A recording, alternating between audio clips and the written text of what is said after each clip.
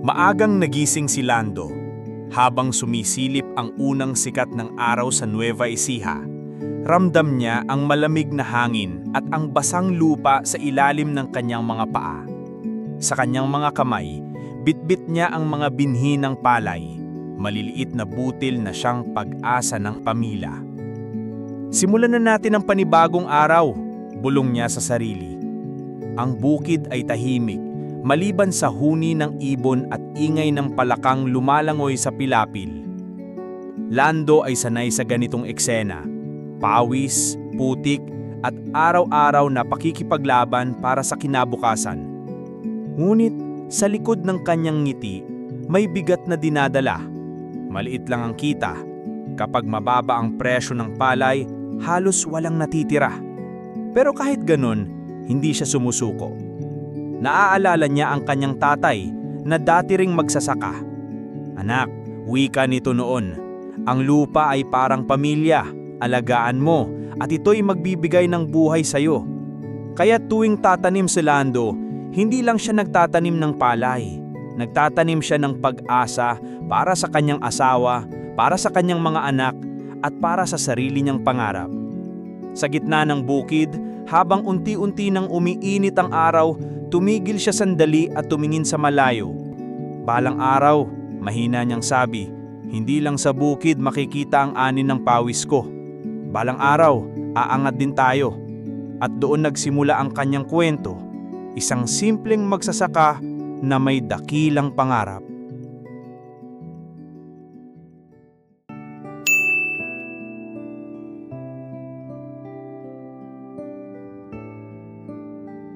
Sa bawat maliit na butil ng palay, naroon ang pangarap ni Lando. Habang nakayuko siya sa bukid, dahan-dahan niyang inaalaga ang itanim ang mga binhi.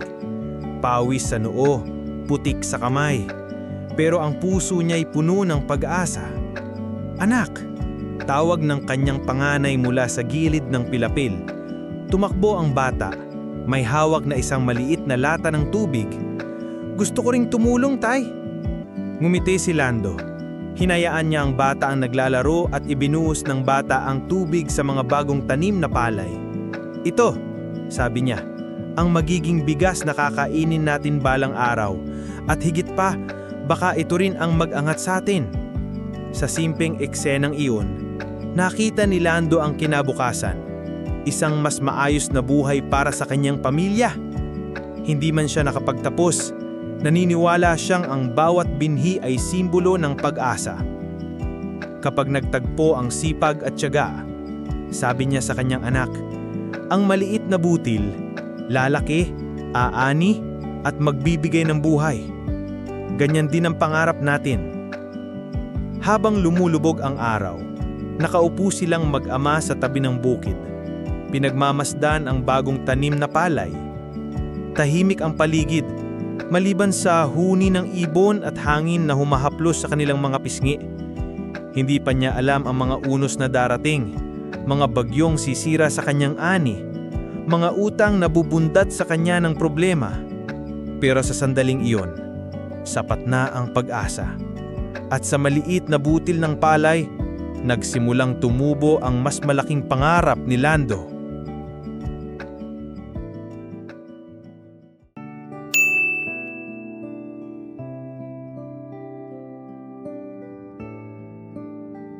Sa Pilipinas, normal na ang bagyo. Pero para kay Lando, bawat ulan ay parang pagsusugal ng kapalaran. Isang gabi, dumating ang malakas na ulan. Unay banayad lang, pero nang tumagal, parang buhos ng langit. Ang ilog sa tabi ng bukid ay unti-unti nang nag-uumapaw. "Tay!" sigaw ng kanyang asawa mula sa pintuan ng kanilang bahay. "Tumaas na ang tubig!" Dali-dali silang tumakbo sa bukid. Ang mga palay na inalagaan ni Lando ng ilang buwan ay unti-unting nilalamon ng tubig. Ang dating lunti ang taniman, ngayon naging dagat ng putik. Lando, pumasok sa tubig, umasang mailigtas kahit kaunting ani. Hinila niya ang ilang basil ng palay, pero mabilis ang agos. Halos matangay na siya. Sa gitna ng ulan, napaluhod siya sa putik. Hawak ang mga nasisirang halaman, napasigaw siya. Diyos ko! Paano na ang pamilya ko? Kinabukasan, walang natira kundi mga nakahigang tangkay at putik na kumapit sa kanyang mga paa. Ang pangarap ay nilamon ng baha. Utang na naman, bulong niya habang nakatingin sa kalangitan.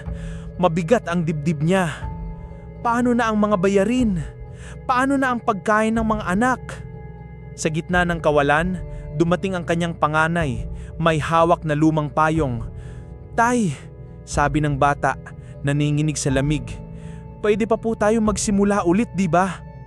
Napayuko si Lando. Sa bigat ng problema, isang tanong ang bumalik sa kanyang isipan. Kaya ko pa bang bumangon? At sa katahimikan, pagkatapos ng unos, nagsimulang maghasik ng pagdududa sa kanyang puso ang kapalaran.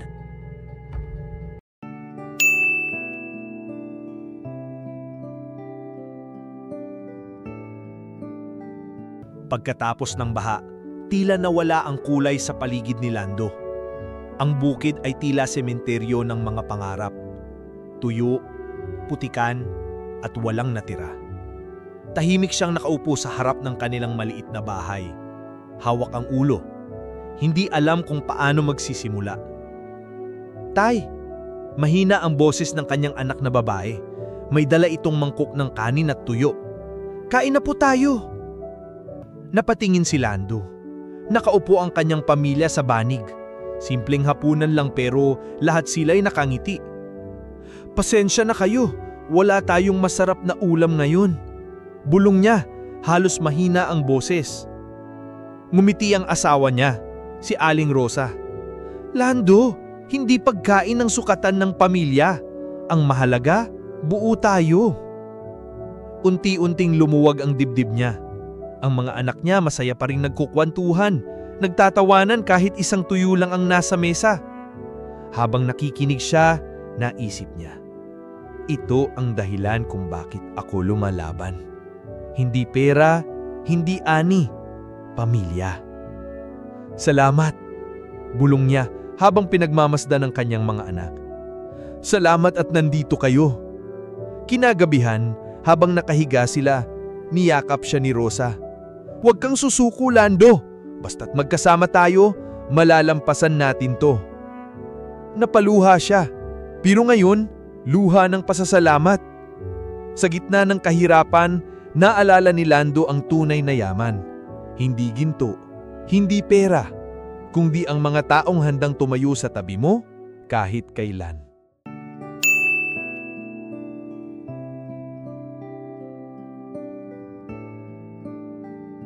Isang umaga, may dumating na grupo sa kanilang baryo. Mga taong may dalang folder, laptop at makabagong kagamitan. NGO pala, tumutulong sa mga magsasaka. Magandang araw po! Bati ng isang babae, nakangiti. Ako si Maria, nandito kami para magbahagi ng kaalaman kung paano pwedeng umunlad ang inyong ani gamit ang modernong teknolohiya. Tahimik lang si Lando. Nakatingin siya habang ipinapakita ang mga larawan ng mga bukid na gumanda dahil sa bagong paraan ng pagtatanim, organic fertilizer, irrigation systems at tamang pag-schedule ng pagtatanim. Kung susubukan ninyo, dagdag ni Maria, pwede nating maiwasan ang mga pagkakamali at mapabuti ang ani. Hindi madaling proseso pero posible. Kinagat ni Lando ang labi niya. Sa isip niya, teknolohiya? Para sa tulad ko, parang imposible. Wala siyang kapital, wala rin siyang alam sa cellphone apps na ipinapakita nila. Pero habang nakikinig siya, may kumislap na liwanag sa kanyang puso. Parang sinasabi ng kanyang loob, subukan mo Lando, ito ang pagkakataon mo. Pagkatapos ng seminar, kinausap siya ni Maria. Kaya mo to, hindi mo kailangan mag-isa, nandito kami para umalalay. Pag-uwi niya sa bahay, ikinuwento niya ang lahat kay Rosa. Pwede raw akong humiram ng kapital, makabili ng bagong binhi at subukan ng modernong paraan. Nag-alanganin siya. Pero paano kung mabigo ulit tayo? Hinawakan ni Rosa ang kanyang kamay. Lando, hindi ba't lagi tayong bumabangon? Baka ito na ang sagot sa mga dasal natin. Napatingin siya sa kanyang mga anak. At doon, nagpasya siya. Susubukan niya. Isang maliit na seminar, isang simpleng pag-uusap at isang munting liwanag ang muling nagpasindi ng pag-asa sa puso ni Lando.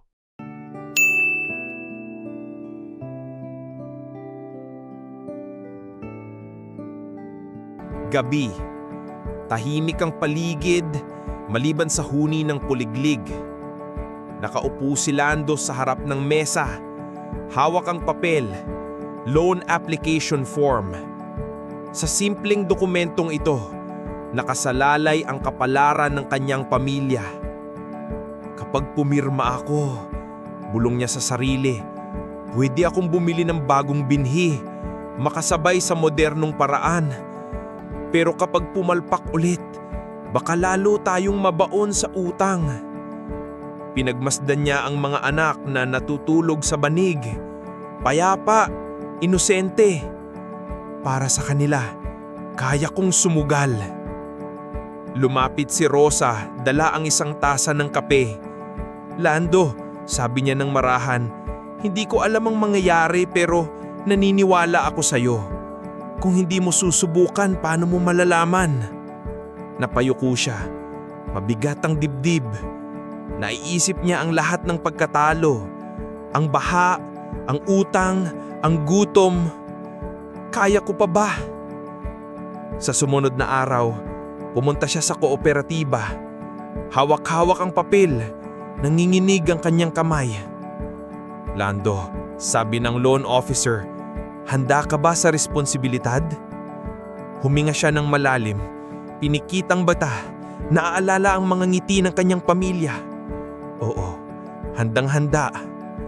At sa isang pirma, nagsimula ang isa sa pinakamabigat pero pinakamahalagang hakbang sa kanyang buhay. Habang pauwi siya, hindi niya alam kung tama ba ang naging desisyon, pero ang alam niya, hindi na siyang mananatiling nakatali sa kahapon. Kung hindi ngayon, kailan pa? Bulong niya habang tinatanaw ang kanyang lupang minsang ay winasak ng unos. At doon, nagsimula ang laban.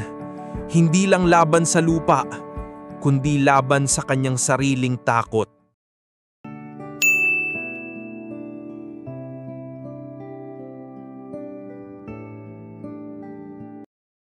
Maagang nagising si Lando. Ngayon, hindi lang pawis ang dala niya, kundi bagong pag-asa. Hawak ang maliit na perang inutang niya. Nagpunta siya sa palengke ng bayan. Sa unang pagkakataon, hindi ordinaryong binhi ang binili niya. Pinakita ng tindero ang sako ng improved seeds. Mas mataas ang ani, mas matibay sa sakit, sabi nito. Habang iniaabot niya ang pera, ramdam niya ang bigat sa dibdib. Ito na, unang hakbang, hindi na pwedeng umatras. Pag-uwi niya, ipinakita niya sa pamilya ang mga binhi. Ang mga anak niya, tuwang-tuwa, parang laruan ng hawak. Tay, ito na ba ang magpapayaman sa atin? Tanong ng bunso. Ngumiti si Lando. Hindi ito ang magpapayaman, pero baka ito ang magbibigay ng pag-asa. Kinabukasan, nagsimula siyang magtanim gamit ang bagong kagamitan na pinahiram ng kooperatiba. Mas maingat siya ngayon, sinusunod ang mga natutunan mula sa seminar. Tamang layo ng pagtatanim, tamang gamit ng pataba, tamang schedule ng dilig. Mainit ang araw, mabigat ang katawan, pero may kakaibang sigla sa bawat pagyuko at pagtatanim. Para bang bawat butil na nilulumbog niya sa lupa ay bahagi ng bagong kinabukasan.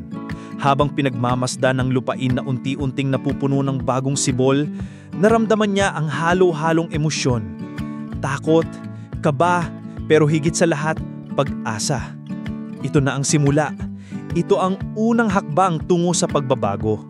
At sa simpleng pagtatanim na iyon, sinimulan ni Lando ang paglalakbay na magbabago sa kanyang buhay at sa kalaunan, pati sa kanyang bayan.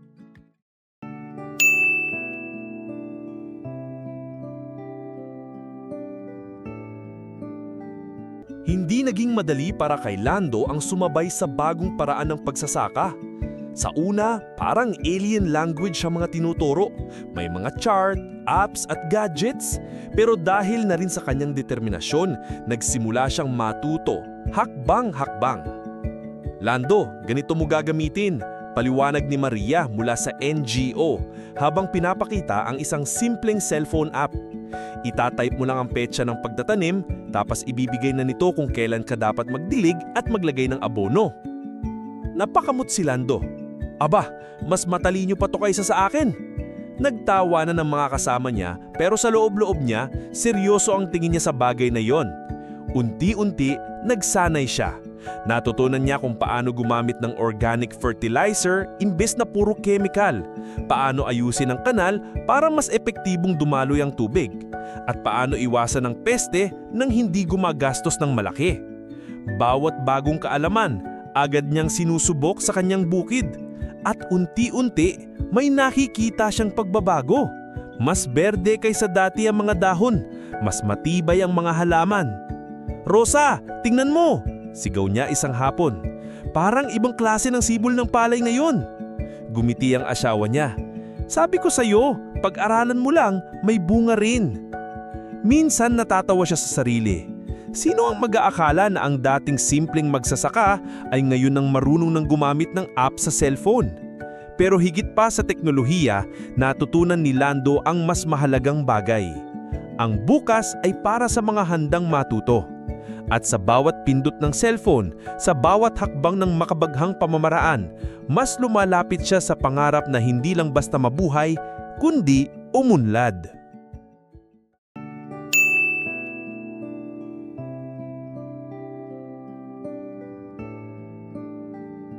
Dumating na ang araw ng ani. Maaga pa lang, gising na si Lando. Ang hangin ay malamig, pero ang dibdib niya ay mainit sa kaba at tuwa. Habang naglalakad siya papunta sa bukid, tumigil siya saglit. Napangiti. Ibang-iba ang itsura ng palayan ngayon. Mas luntian, mas makapal at punong-puno ng mga butil. "Salamat Diyos ko!" Mahina niyang bulong. Kasama ang ilang kapitbahay, nagsimula silang mag-ani. Habang pinuputol ni Lando ang mga tangkay, ramdam niya ang bigat ng bawat kumpol ng palay. Hindi lang bigat ng ani, kundi bigat ng tagumpay. Lumapit si Rosa, dala ang basket ng pagkain. "Lando, tingnan mo!" Halos mangiyak-ngiyak siya. "Ang dami!" Ang mga bata naman ay nagtatakbuhan sa paligid, sumisigaw ng, "Tay, ang dami nating bigas! Hindi na tayo magugutom!" Sa unang pagkakataon matapos ang mahabang panahon, puno ng tawanan at saya ang kanilang bukid. Pagkatapos ng ilang araw ng pag-aani, binilang ni Lando ang sako ng palay. Mas marami kaysa dati, halos doble ang ani. Hindi man ito sobrang dami, sapat na para mabayaran ang utang at may matira pa para sa pamilya. "Rosa," sabi niya habang nakatingin sa mga sako, "ito ang unang bunga ng ating sakripisyo. Hindi ito katapusan, kundi simula pa lang." Huminto siya saglit, pinikit ang mata. At sa loob-loob niya, alam niyang tama ang desisyon niya, ang mangarap at sumugal. At doon, habang pinagmamasdan ng mga butil ng bigas na kumikinang sa araw, naramdaman ni Lando ang matamis na panlasa ng tagumpay.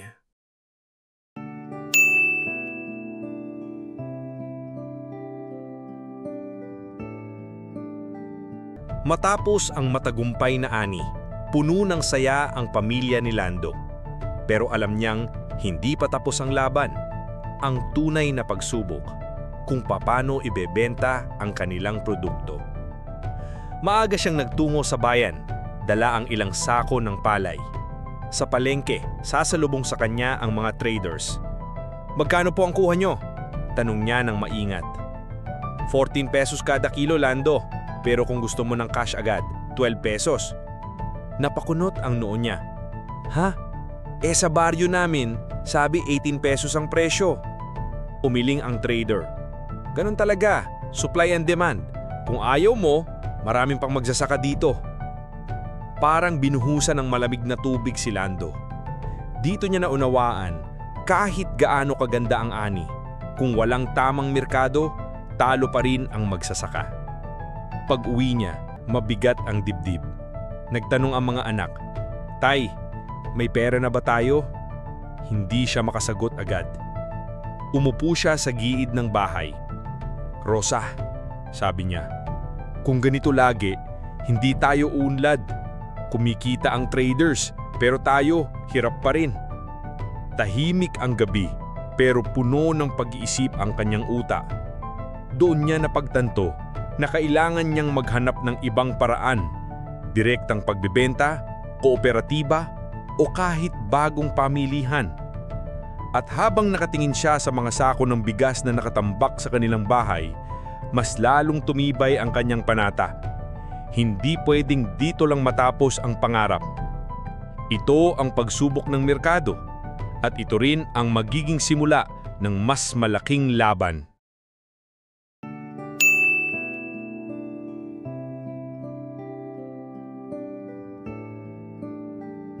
Matapos ang kabiguan sa merkado, ilang gabi ring hindi nakatulog si Lando. Paano nga ba makakawala ang mga magsasaka sa bitag ng mababang presyo? Isang araw, inimbitahan siya ng isang kapitbahay. "Lando, may pagpupulong ang mga magsasaka sa barangay hall. Subukan mong pumunta." Sa umpisa, nag-alinlangan siya, pero sumama rin. Doon niya nakilala ang ilang magsasaka na may parehong reklamo. Pare-pareho silang nalulugi dahil sa mga traders. Tumayo ang isang leader at nagsalita. "Mga kababayan, kung kanya-kanya tayo, laging talo tayo. Pero kung magsasama-sama tayo, pwedeng tayo mismo ang magtakda ng presyo." Tahimik si Lando, pero ramdam niya ang apoy sa mga salitang iyon. Pag-uwi niya, kinausap niya si Rosa. "Rosa, baka ito ang sagot. Kung sasali tayo sa kooperatiba, mas malakas tayo." Nagkibit balikat ang asawa. "Kung sa tingin mo tama, susuportahan kita." At doon nagsimula ang bagong kabanata. Lando, kasama ang iba pong magsasaka, nag-ambag ng maliit na halaga para makabuo ng pondo. Nagplano sila kung paano mag-iimbak ng palay, paano maghanap ng buyers direkta mula sa bayan, at paano magtutulungan kapag may nangangailangan. Hindi madali, may mga duda, may mga takot, pero sa bawat pulong, sa bawat pagkakapit-bisik, naramdaman ni Lando ang isang bagay na matagal na niyang hindi nararamdaman.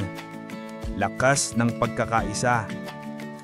"Hindi na tayo mag-isa," sabi niya sa sarili. "May kasama na tayo sa laban na ito." At habang naglalakad pa uwi mula sa barangay hall, tumingin siya sa langit at ngumiti. Para kay Lando, ito na ang tunay na simula ng pagbabago. Hindi lang para sa kanya, kundi para sa buong komunidad.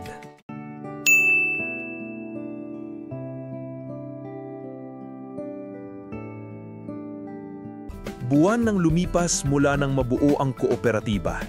Marami pa ring duda, marami ring pangamba. Pero isang araw, dumating ang pagkakataon na subukan ng kanilang lakas. May isang malaking buyer mula sa bayan na naghanap ng bigas na direkta mula sa mga magsasaka. Imbes na kanya-kanya, nagpa siya ang grupo na magbenta bilang kooperatiba. "Lando, kaya ba natin?" tanong ng isang kasama. "Kung magtutulungan tayo, walang imposible," sagot niya. May halong kaba pero puno ng tiwala. At dumating ang araw ng pagbebenta. Sa harap ng bodega, nakahilera ang mga sako ng palay. Hindi lang kay Lando, kundi sa buong grupo. Sama-sama silang nakatayo, parang suntalo sa isang laban. Dumating ang buyer, sinuri ang bigas at ngumiti. "Maganda ang kalidad. Bibilhin namin lahat sa mas mataas na presyo kaysa sa palengke." Parang may sumabog na tuwa sa puso ng lahat. Ang mga magsasaka ay nagyakapan, nagpalakpakan at halos di makapaniwala. "Rosa," bulong ni Lando habang bitbit ang bayad. "Ngayon ko lang naramdaman na patas ang laban." Pagbalik nila sa baryo, may kasamang pagkain, musika at halakhak. Hindi lang ito simpleng ani. Ito ay pagumpay ng pagkakaisa. Habang nakatingin si Lando sa mga kasama niya, naramdaman niya ang lalim ng pagbabagong nangyayari. Kung nagawa natin ito, mas marami pa tayong kayang gawin. At sa gabing yon, sa ilalim ng mga bituin, malinaw ang mensahe sa puso ni Lando. Kapag sama-sama, may pag-asa.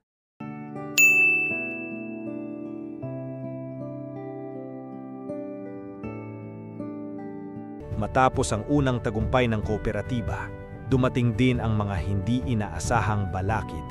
Hindi lahat ay natuwa. Sa palengke, narinig ni Lando ang bulungan ng ilang traders. Dahil sa kanila, bumabagsak ang negosyo natin. Kung magpapatuloy yan, wala na tayong kikitain. Hindi nagtagal, nagsimula ang panggigipit. May mga kumakalat na tsismis na mahina raw ang bigas ng kooperatiba. May ilang ding magsasaka na kinukumbinsi ng mga traders na umalis sa grupo kapalit ng agarang cash. Isang gabi, kinausap ni Lando ang mga kasama. Mga kapatid, may gumigiba sa atin, pero tandaan ninyo, kaya tayo pinipigilan kasi natatakot sila sa lakas natin. Tahimik ang grupo. Kita sa mga mata nila ang kaba, pero naroon din ang pag-asa. Kung bibitaw tayo ngayon, dagdag ni Lando, sayang ang pinaghirapan natin. Pero kung magsasama-sama tayo, mas lalo tayong lalakas. Hindi madali ang mga sumunod na linggo. May ilang umalis, bumigay sa tukso ng mabilis na pera. Pero ang natira, mas tumibay ang pananindigan. Rosa, laging nasa tabi ni Lando, nagpaalala, "Huwag mong hayaan na masira ang loob mo." Ang totoo, Lando, kapag may naiinggit, ibig sabihin tama ang ginagawa mo. Doon muling lumakas ang loob niya. Alam niyang ang laban ay hindi lang para sa kita, kundi para sa kinabukasan ng kanilang komunidad. At sa bawat pagsubok, lalong luminaw ang katotohanan na kapag may pagbabago, may hahadlang. Pero ang totoo, hindi sila laban sa isa, kundi laban sa luma at bulok na sistema. At doon, sa gitna ng inggit at balakid, pinanday ang mas matatag na kooperatiba.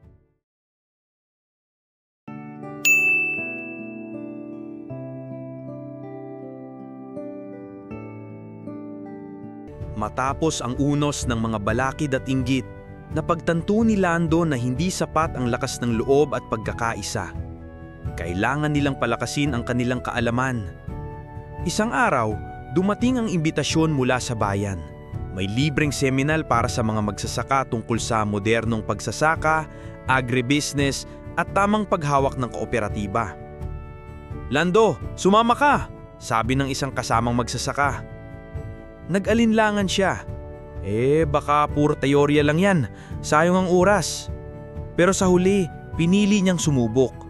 Sa seminar, unang beses niyang marinig ang tungkol sa crop rotation, organic farming at financial literacy. Hindi niya maikubli ang gulat at tuwa. Kung noon pa natin ito alam, baka mas maganda na ang ani natin, bulong niya. Mas namula siya nang matutunan ang tamang pagpresyo ng produkto at kung paano makipag-ugnayan ng direkta sa mga mamimili sa lungsod. Hindi pala tayo laging talo. Kailangan lang marunong tayong maglaro sa merkado, sabi niya sa sarili. Pag-uwi, puno ng kwento si Lando. Kinausap niya si Rosa. "Rosa, ang dami kong natutunan. Hindi lang pala basta tanim at ani. Kailangan din ng tamang kaalaman kung paano ito ibebenta, paano pamamahalaan ng pera, at paano palalaguin ang kooperatiba." Ngumiti ang asawa. Kaya nga mahalaga ang bukas na isip. Ang kaalaman hindi man nakikita, pero ito ang tunay na puhunan. Mula noon, tuwing may seminar o training, palaging naroon si Lando. Naging masigla siya sa pagtatanong, sa pakikipag-usap, at sa pagbabahagi ng natutunan sa kanyang mga kasama. Dito nagsimulang magbago ang pananaw ng kooperatiba. Mula sa pagiging isang simpleng grupo ng magsasaka, sila'y naging isang organisasyong may direksyon. At sa gitna ng lahat ng ito, malinaw kay Lando ang kanyang natutunan. Ang tunay na tagumpay ay hindi lang ani ng lupa, kundi ani ng kaalaman.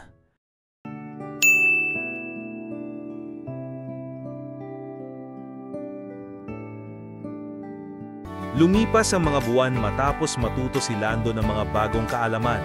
Hindi niya ito tinago. Sa halip, ibinahagi niya sa kanyang mga kasama.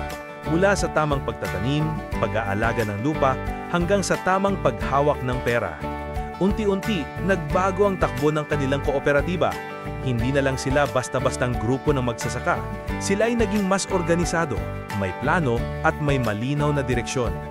Mga kasama, sabi ni Lando sa isang pagpupulong, hindi lang tayo dapat manatili dito sa ating baryo. Marami pang magsasaka sa karatig lugar na naghihirap dahil sa mababang presyo at kawalan ng suporta. Isama natin sila. At doon nagsimula ang pagpapalawak. Naglakad si Lando kasama ang ilan pang miyembro, pumunta sa mga kalapit baryo. Doon nila nakilala ang mga magsasakang tila nawalan na ng pag-asa. Pareho tayo ng pinagdaanan, paliwanag ni Lando. Pero kung magsasama-sama tayo, mas malakas tayo. Marami ang unang nagduda, pero nang makita nila ang resulta ng unang kooperatiba, mas mataas na presyo, mas maayos na pamamahala, unti-unti silang sumali. Hindi nagtagal, dumami ang miyembro. Mula sa isang baryo, naging 3, naging 5. Ang dating maliit na grupo ay lumago na parang punong nagbunga ng marami. Naramdaman ni Lando na ito na ang simula ng mas malaking pagbabago. Rosa, sabi niya isang gabi, hindi na lang pala ito para sa atin, para ito sa lahat ng magsasaka na matagal nang napag-iimanan. Ngumiti si Rosa. Kapag ang binhi ng tiwala at pagkakaisa'y itinanim, tiyak na aani ka ng pagbabago.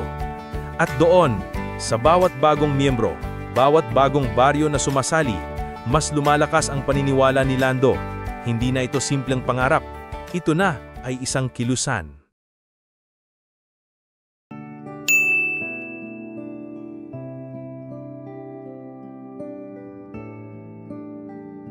Matapos lumaki ang kanilang kooperatiba, napagpasyahan ni Lando at ng mga kasama, oras na para dalhin ang kanilang ani direkta sa lungsod. Kung sa palengke lang tayo aasa, sabi ni Lando, lagi tayong diktahan ng mga trader. Pero kung makakarating tayo sa lungsod, direkta tayong kikita. Excited ang lahat, pero may kaba rin. Sa unang biyahe ng kanilang mga sako ng bigas at gulay, nagpasya si Lando na sumama. Unang beses nang makita ang malalaking kalsada, matataas na gusali at masikip na trapiko. Napanganga siya. Ganito pala sa syudad, ang dami-dami ng tao. Pero hindi ganoon kadali. Nang dumating sila sa pamilihan, marami sa mga tindero ang nagtaas ng kilay. Mga probinsyano, kaya nyo bang makipagsabayan dito? May isa pang nanghamon. At nagsimula ang pakikibaka. Ang presyo ng iba, mas mababa. Ang mga pamilyar na suppliers, may matagal ng koneksyon. Maraming mamimili ang nag-alinlangan. Pero hindi nagpatalo si Lando. Nilapitan niya ang mga mamimili. Subukan niyo po ang bigas namin. Sariwa, direkta mula sa bukid. Walang halo. Mabagal ang unang araw, pero may ilang tumangkilik. Nang malasahan nila ang kalidad, bumalik ang mga ito at nagdala pa ng iba. Bumalik si Lando at ang grupo sa baryo. Pagod pero may dalang kwento. Hindi madali pero kaya pala natin, sabi niya. Sumagot si Rosa, puno ng ngiti. Ang lungsod hindi para matakot tayo. Nariyan yan para makita ang halaga ng ating pinaghirapan. At sa bawat biyahe papunta sa lungsod, unti-unti nabuksan ng mas malaking pinto ng oportunidad. Ang pakikibaka ay hindi lamang laban ng presyo, kundi laban sa pagtingin na ang magsasaka ay laging nasa laylayan. Ngayon, nagsisimula ng marinig ang boses ng mga magsasaka sa lungsod.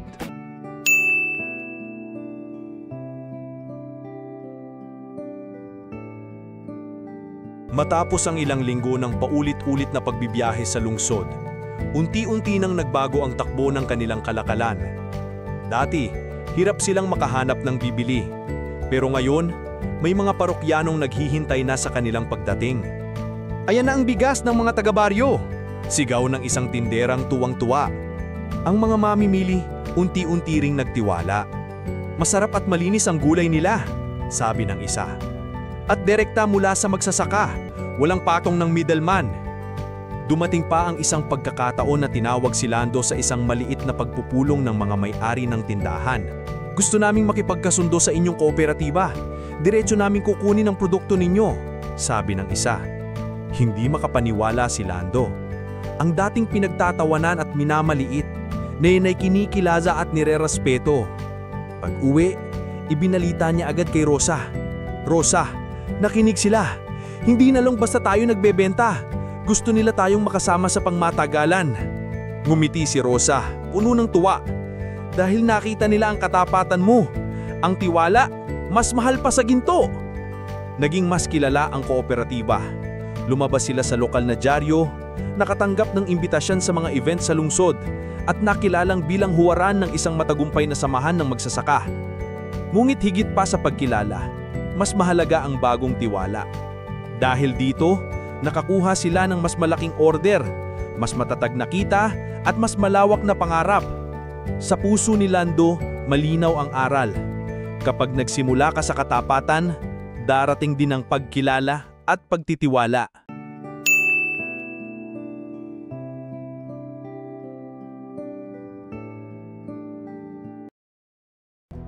Habang tumataas ang panganan ng kooperatiba sa lungsod, nagsimulang umusbong ang mga bagong problema. Sa umpisa, maliit lang. May ilang nagsasabing, bakit sila lang ang nabibigyan ng ganitong pagkakataon? Pero habang lumalaki ang kita at tumitibay ang tiwala sa kanila, nagsimulang magpakita ng inggit ang ibang traders at suppliers.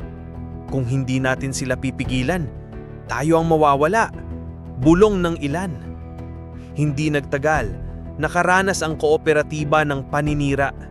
May mga nagsasabing hindi raw totoo ang kanilang kalidad. May nagbaba ng presyo para sirain ang kanilang benta. Minsan, pinapabalik ang kanilang produkto kahit walang mali. Nabahala ang mga kasapi. Lando, paano kung hindi na tayo makapasok sa lungsod? Tanong ng isa. Mulit si Lando, na natiling matatag. Mga kasama, ang tagumpay ay laging may kasamang pagsubok. Hindi lahat matutuwa sa ating pag-angat, pero hindi tayo pwedeng umatras. Dagdag pa rito, dumating ang mas malaking hamon. Demand.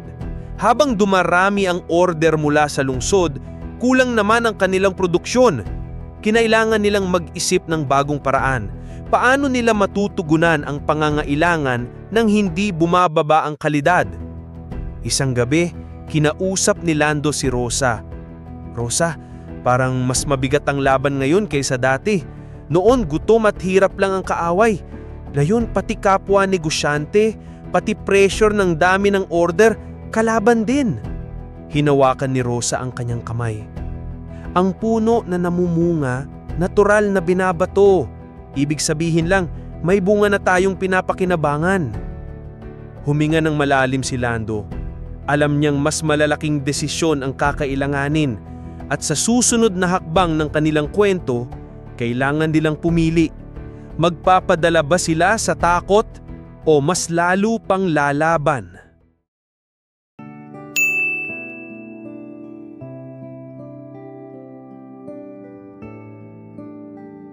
Matapos ang mga paninira at inggit na hinarap ng kooperatiba, dumating pa ang mas mabigat na pagsubok. Isang bagyong malakas ang dumaan sa kanilang bayan. Bumagsak ang ulan na parang walang katapusan. Natabunan ng baha ang palayan. Nabuwal ang mga gulay na ilang linggo pa lang bago anihin. Lando, wala na ang mga pananim ko! Sigaw ng isang kasapi, halos maiyak. Nagsimulang panghinaan ng loob ang ilan. Bakit ganito? Akala ko paakyat na tayo pero heto na naman, parang bumabalik tayo sa simula. Tumahimik si Lando habang nakatingin sa binahang bukirin. Ang bigat sa dibdib niya, halos hindi na niya alam kung saan magsisimula. Ngunit naalala niya ang mga pinagdaanan nila noon. Gutom, kahirapan, at lahat ng sakripisyo. Kung nakaya nila ang lahat ng iyon, bakit hindi pa ngayon? Tinipon niya ang buong kooperatiba.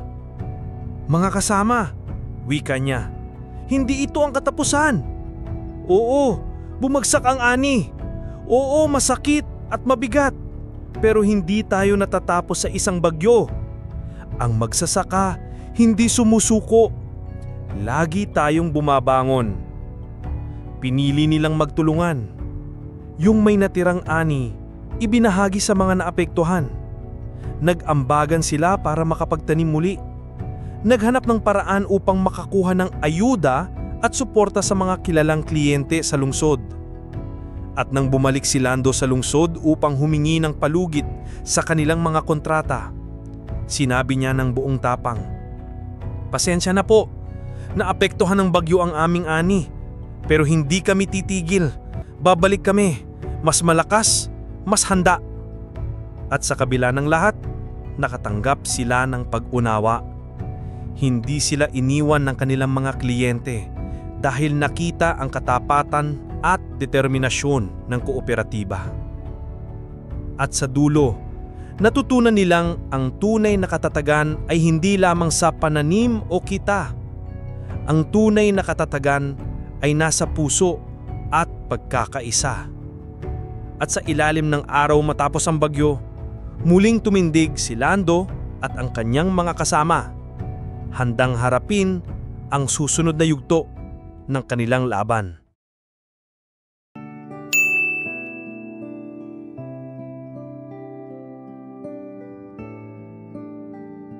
Matapos ang bagyong dumurog sa kanilang ani, dumating ang pinakamahalagang tanong, paano sila muling babangon? Sa umpisa, tila imposible. Pagod, gutom, at halos wala ng pera ang kooperatiba. Pero imbis na sumuko, pinili nilang magsimula muli. Kung dati kinaya natin ng wala halos, bakit ngayon na may kaalaman na tayo at may tiwala ng iba, hindi natin kakayanin? Sabi ni Lando sa mga kasama. Nagplano sila ng mas maingat.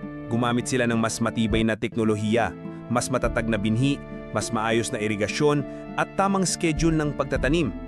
Natuto silang mag-imbak ng kita para may reserba kapag dumating muli ang sakuna. Habang nagtatanim, ramdam ang bagong pag-asa. Ang bawat pagtutok ng binhi sa lupa, bawat pawis na tumulo ay parang pangakong babangon tayo. Si Rosa sa tabi ni Lando ay nagbigay ng inspirasyon. Lando, tignan mo sila. Hindi lang pananimang tinatanim nila, pag-asa, kinabukasan. At hindi nagtagal, nagsimulang lumago ang mga halaman. Sa ilalim ng araw, makikita ang bagong sigla sa bukirin. Ang dating putikan ay ngayon ay berdeng-berde muli. Natuwa ang mga kliyente sa lungsod nang makita ang pagbabalik ng kooperatiba. Sabi na nga ba, hindi sila matitinag, bulong ng isa. Mas naging solid ang kanilang samahan.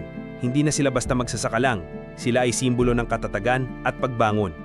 Sa puso ni Lando, malinaw ang aral. Kapag natutunan mong bumangon mula sa pagkatalo, mas nagiging matatag ang iyong panalo.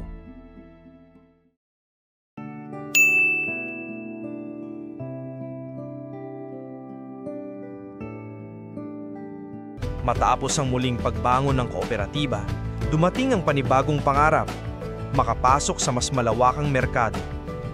Noon, sa lungsod lang sila nagdadala ng produkto, pero ngayon, may mga negosyanteng mula sa ibang probinsya ang lumapit. "Pwede ba kayong mag-supply sa amin?" Tanong ng isa. Nagulat ang mga kasapi. "Lando, kaya ba natin? Malaki ang demand, baka hindi natin kayanin." Ngungit nakangiti si Lando. "Kung hindi natin susubukan, mananatili tayong nasa iisang lugar. Ang pagsubok na ito, pagkakataon din." Nagsimula ang mas seryosong pagpaplano. Kailangan ng mas maayos na sistema ng produksyon, mas organisadong transportasyon at mas malaking pondo. Hindi na pwede ang basta-basta. Kailangan ng profesional na galaw. Nag-aral sila kung paano mag-handle ng logistics, nag-apply ng permits, gumamit ng bagong storage facilities at nakipag-network sa iba pang kooperatiba. Unti-unti nakabuo sila ng supply chain na kayang makipagsabayan. At sa unang pagkakataon, nakarating ang kanilang produkto sa ibang probinsya. Makikita ang tatak ng kooperatiba sa mga palengke at tindahan. "Uy, ito yung galing kina Lando," sabi ng ilang mamimili. Ang dating maliit na samahan, ngayon ay nagsisimula ng makilala sa buong rehiyon. Ngunit hindi lang basta kita ang mahalaga kay Lando. Lagi niyang paalala sa mga kasama. "Huwag nating kalimutan, hindi lang produkto ang ibinibenta natin. Ang tiwala, ang kalidad, at ang pangalan ng ating bayan." Sa bawat truck na umahalis, puno ng ani at pag-asa, ramdam ang panibagong yugto ng kanilang kwento. Hindi na sila basta magsasaka, sila na ay bahagi ng mas malaking merkado, mas malaking laban, at mas malaking pangarap.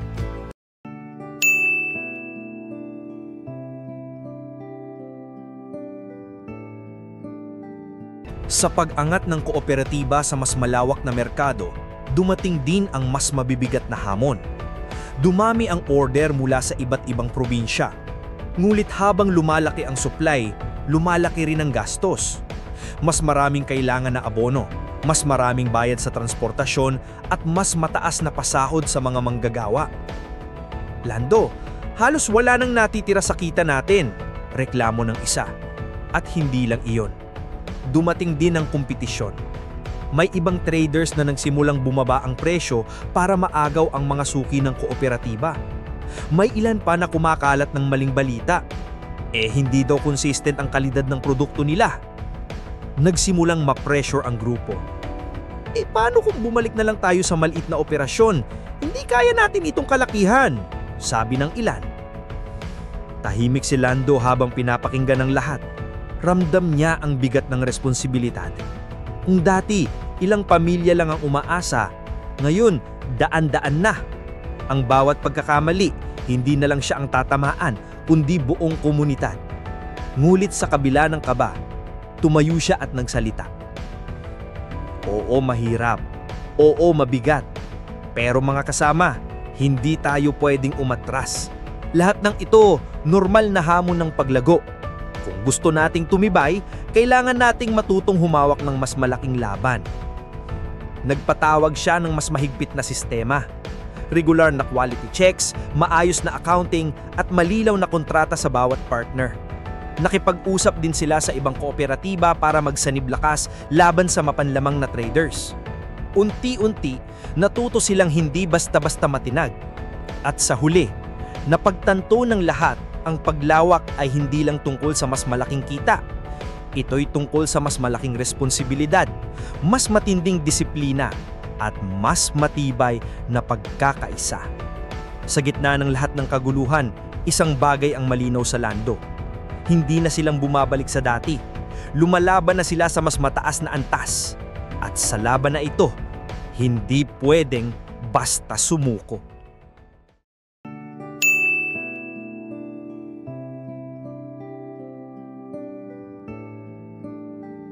Hindi na lang probinsya o rehiyon ang saklaw ng kooperatiba ni Lando. Unti-unti, nagsimulang makilala ang kanilang pangalan sa buong bansa. Nagsimula ito nang imbitahan silang sumali sa isang pambansang trade fair sa Maynila. Kinakabahan sila. Unang beses nilang dadalhin ang produkto sa harap ng malalaking kumpanya, investors at mamimili mula sa iba't ibang bahagi ng Pilipinas. Lando, sigurado ka bang kaya natin makipagsabayan dito? Tanong ng isa. Gumiti lang siya. Hindi tayo pupunta para magpanggap na malaki. Pupunta tayo para ipakita kung sino talaga tayo, mga magsasakang may dangal at kalidad. Sa araw ng trade fair, kitang-kita ang kakaibang presensya ng kooperatiba. Hindi man marangya ang kanilang booth, nangingibabaw ang pagiging natural at sariwa ng kanilang produkto. Ang simpleng logo ng kooperatiba nakalagay sa bawat pakete ay may kasamang kwento ng pawis at sakripisyo. Lumapit ang mga buyers. Galing ba talaga ito sa isang kooperatiba sa baryo? Ang ganda ng pagkakapackage at ang lasa, tunay at malinis. Unti-unti, nagsimula silang makakuha ng mga kontrata. Hindi na lang para sa lokal na palengke, kundi para sa malalaking supermarkets at distributors. Ang pangalan ng kooperatiba unti-unting sumikat sa buong bansa. Nang makabalik sila sa baryo, sinalubong sila ng palakpakan. Mga batang nakataas ang bandila, mga matatanda na may luha sa mata. Mga anak, dinadala niyo ang pangalan ng ating bayan sa buong Pilipinas. Sa gabi, habang nakaupo si Lando sa gilid ng bukirin, pinagmamasdan niya ang mga bituin. Tahimik siyang nagpasalamat. Hindi lang ito tungkol sa pera. Ito ay tungkol sa pagkilala na kahit isang simpleng magsasaka, kayang marinig sa buong bansa. At sa puso ng bawat miyembro ng kooperatiba, isang malinaw na mensahe ang umuukit. Mula sa lupa, kaya nating abutin ang tuktok ng bansa.